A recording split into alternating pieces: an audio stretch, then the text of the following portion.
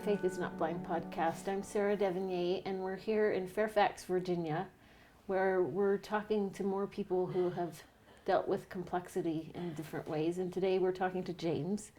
Welcome, James. We're happy to be talking to you. Oh, it's great to be here. Let's talk a little bit about your childhood in the church. What would you say makes your childhood stand out as a member of the church? Well, I grew up in very rural Wyoming. It was a town of 1,200 people. But that would make it unique, definitely. Yeah, 40 miles to the next town, and yet there were a lot of churches in the town that I grew up in, including our ward. We had a full ward in a town of 1,200 people. So, as you think of your childhood in this Wyoming town, what do you remember about going to church? What stands out to you? Oh, well, it was right across a gully from where I lived. I used to walk, right? We used to walk down the hill through the gully, and very prairie, right? Literally deer and antelope out there on a Sunday not many morning. people can tell a story about their childhood with the word gully in it, so that's right. That's great. So you go through the, right, maybe a metaphor there, right? You go through the gully and up to church.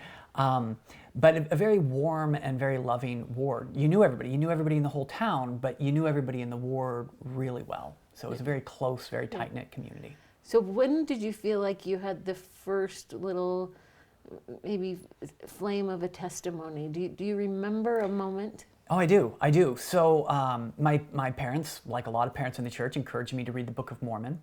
And I remember starting when I was 7. I finished it after I was baptized when I was 8. Wow. But it really was a powerful experience for me where I used to lay out, I had the scriptures there right under my night light.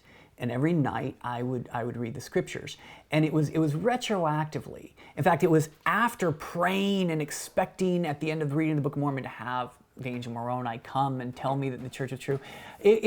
But retrospectively, especially because I stopped reading the scriptures, I realized what an edifying experience that was. And it was in the wake of that I decided, well, I'm going to continue. And so that nightly ritual of reading the scriptures, I think, is as a young child, was where I first started to feel that connection and recognize that I could connect. When you talk about reading them by a nightlight, which again is another metaphor, if you have the metaphor of going through a gully, Sure, or reading them with a nightlight, you talked about maybe not reading the scriptures as much later. What happened? Well, I meant in the immediate wake. So I finished the Book of Mormon. I thought I was done. Oh, I'd done it. I had read the Book of Mormon. So you thought you had crossed a finish line. Yeah, exactly. I crossed finish line, and so there was a couple of months there where I wasn't reading, and I was a little discouraged, again, in a very childish kind of way, but a little discouraged that the angel Moroni hadn't come to me. Didn't really make that big of a difference, right? But I was a little discouraged, but I can keenly remember feeling a lack and recognizing even it, as an 8-year-old. As an 8-year-old, recognizing, hey, that was a special thing to do, and I felt good doing it, and I felt a connection. And so you maintained that. I did. I picked it back up. Yeah. So as you got a little bit older, what were some of the gullies that you had to cross? Well, and that's the thing. I feel like I've realized that there's no end to gullies. In life, in Wyoming and in life. Yeah. So I grew up. I was a bit wild in some respects as a teenager, but certain commandments I held to very, very strictly. But where I grew up in Wyoming, we moved, and I didn't have a lot of friends my age in the church. My friends were all out of the church. And Wyoming at the time where I was didn't have the best culture, I think, in terms of teenage activities and the drugs and the drinking and such. And even though I withheld myself from that, I was constantly surrounded by others who were not of my faith, and others who lived very differently than I did. And that was I suppose, a bit of a difficulty, but I went on my mission. I had an absolutely wonderful mission, had a wonderful mission president, 2 of them, wonderful experiences there. And while I was on my mission, I ran into a couple of people. One was a philosophy professor, another was somebody who'd minored in philosophy, another hadn't done philosophy as a discipline, but was very familiar with philosophy. And I remember trying to teach them, and they would ask questions, and I didn't even understand their questions, let alone have any idea how to answer them.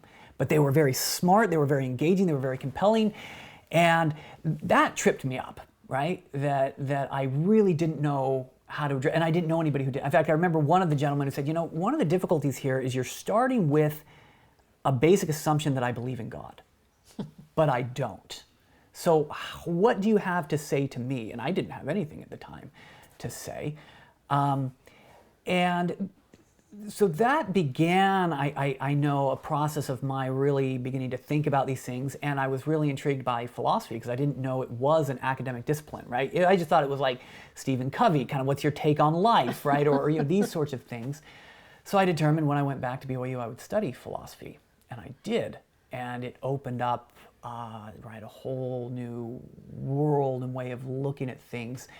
And again, it's not that the goalies were necessarily nefarious, right. But I was constantly confronted with my lack of knowledge, my lack of understanding, and not knowing anybody that I could turn to who could give me answers to the questions I had. How did studying philosophy help you navigate maybe the smaller goalies and the bigger ones? What was it about that approach to knowledge, just epistemologically, right, that helped you? Well, it was a mixed bag because on the one hand, it made me ask questions that I never asked before. That you didn't even know were there. I didn't even know were there, but I felt compelled to try to answer. But at the same time, the resource, of course, I'm biased. I now teach philosophy, right? I mean, I continued on there, and I feel like philosophy offers incredible tools, in part for recognizing the complexity of life, the complexity of things, the complexity of the geography and possible positions you might take up. And it was watching certain professors that I was very close to at the time, and again in graduate school, who had this ability to take a position that they didn't themselves affirm, and yet affirm the legitimacy of that position and the way that those positions challenged them, and that they appreciated the challenge that it came, was something that was very helpful to me. So as a philosophy professor, and obviously someone who loves it and teaches it, yes, how would you apply that to gospel topics, that idea of understanding and exploring maybe even things that a position you might not hold? How do you see that as something that could be fruitful for someone exploring gospel topics? Well, one thing to say is you very quickly, one thing that I realized fairly early on was it wasn't necessarily helpful for everyone, right? It just philosophy in general, so my wife hates philosophy. Now we'll have wonderful conversations that are very philosophical as long as I don't ever let her know, hey, this is a topic in philosophy, right? But it isn't necessarily for everyone. But for me, one of the things that it has done is it's made me read the scriptures differently. It makes me listen to General Conference differently. It makes me think differently about subjects. But I had to get comfortable with the fact that not everybody cared, and it wasn't necessarily going to be beneficial for everyone else. But it was, for me, an enriching experience to look at the scriptures differently and to recognize there are depths and there are complexities here. There's a richness is what it is. There's a richness there that I gained access to by slowing down, interrogating, and breaking things down. So let's talk about that a little bit, especially for people who maybe aren't philosophical, because I have this image of you as a little boy reading scriptures, and then compared to you reading scriptures now, you say it changed it and enriched it. How in specific ways? Yeah, so I love Nephi. And just as an example, my relationship with Nephi, I feel, has been very complicated as my life. I keep using that word, I shouldn't so much. But, I started out loving Nephi and him being a hero. and then changing and realizing, I'm not sure I like this guy. I don't necessarily like the way that he approached his brothers. I don't necessarily like some of the choices that he made. But going through it, and I feel like I've had this sustained dialogue with Nephi throughout my life, and the dialogue is different each time I go to the scriptures. In part, like we like to talk about, because my life has changed, but in part because I ask different questions of Nephi, and yet I can recognize, with whatever differences or disagreements I have with Nephi, I realize this model of a life that was powerful, where he was connected to something greater than himself. And I respect that, and I admire that. And that's something I think that's very concrete.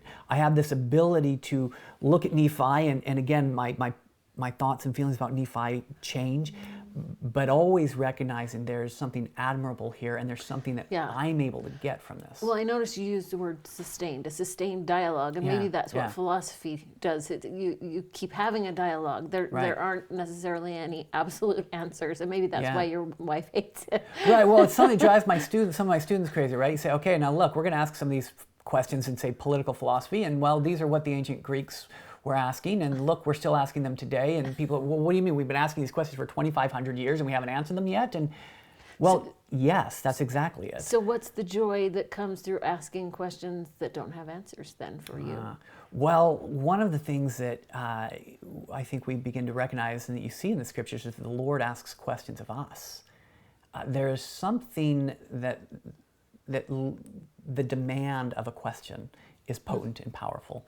And just the exertion, the striving, the searching. Try to find it. And you see it in the scriptures, right, that trying to find the answers to questions. And so many of our prophets, right, Nephi, Enos, these others, they have questions, they have challenges that they don't have an answer to. And that's what Joseph Smith got much of the Doctrine and Covenants from, right, from asking questions. So questions are very potent, they're very powerful in our lives. But it brings a kind of humility. One, I recognize, these people back in what we like to call ancient times, they were as smart as we are, and they wrestled with challenges. And part of what this life is wrestling with challenges that we can't quite answer. That actually takes a great deal of the pressure off of you, I think, right? And this is where, in college, I did feel a great deal of pressure. I've got to know metaphysically, right? Does it work like this or does it work like this? And I don't know, and nobody can answer this question for me. And you feel kind of in this pressure cooker, but to realize, well, this is actually part of the mortal experience, that we're finite, and we're not going to completely know, but you do make progress. There's a kind of existential progress, I think, that you make in terms of learning how to live well by asking these questions. That maybe, to go back to the goalie, it's a philosophical goalie too, that it isn't just getting to the other side. Why did the chicken cross the road? I mean, it's part of it is crossing. It's the effort, the exploration. Now that you're a father, how many kids do you have? I have eight. So 8 kids. Yep. And how do you teach your kids, or how do you teach them? How do you strive to teach them so that they can explore goalies on their own? How do you at least try to do that? Well, this is definitely one of the goalies, right? This is one of the difficulties in life, in part because you have a pile of children, and you think, gee, you're raising them all together in the same household with the same values, and yet they are individuals, and they do react different, and their questions are different, and the salience of the questions are different for them. And so what works with one doesn't necessarily work with the other. One of the things that I feel has been a successful thing that my wife and I have been able to do is to help them to recognize and experience the sacred, the holy, that there are things in life that aren't the everyday, they're not the mundane, they are different and they are elevated and they elevate us. There are places, there are times, there's the Sabbath, for instance, right? Sacred time. I love Abraham Heschel, who talks about sacred time. So those kinds of practices and rituals that we've sustained in our family now, things like third hour in church, are sacred, and that's important. But it's really challenging. It's really challenging when you have some children who are very responsive to it and others who aren't. And trying to get to them individually is hard. And of course, they ask difficult questions. I'll never forget my 6-year-old daughter asking me, "Dad, where is God's beloved daughter?" And she wasn't trying to throw me off. She was a perfectly innocent 6-year-old, but her question hit me like a ton of bricks, right? And it's something I've had to wrestle with, and I continue to wrestle with.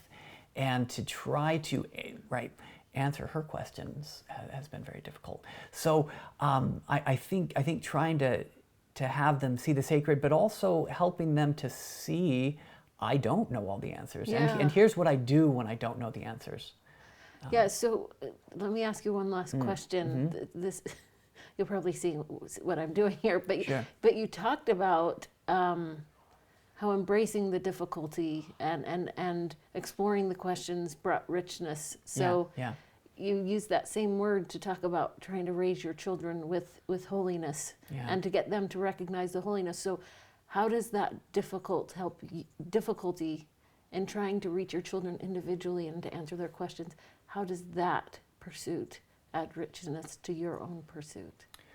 Well, this is where I feel like the Restoration gives me a framework that is as powerful as anything I've come across. We've got this idea, it's funny because we Mormons, we have a reputation, and I think it's well deserved, that we're very chipper, we're very happy, and all of this. And yet, when you look at our narratives, the Book of Mormon deals with 2 different genocides. It's ultimately a failure. Now, it's a failure that makes prophecies of hope, but the people fail. And our cosmic narrative of the premortal life is one where our parents are trying to reach their children and fail, in some sense, right? I mean, I don't mean necessarily an ultimate sense of failure, but those difficulties are real, and that's our founding narrative of what's going on. So to be able to look at somebody like Adam and Eve, and I only have the greatest respect for Adam and Eve. I think they were probably fabulous parents, but their children went very different ways. So I appreciate that we don't tell simplistic stories. We tell these really wrenching, poignant stories, and I'm able to see that reflected in my own life.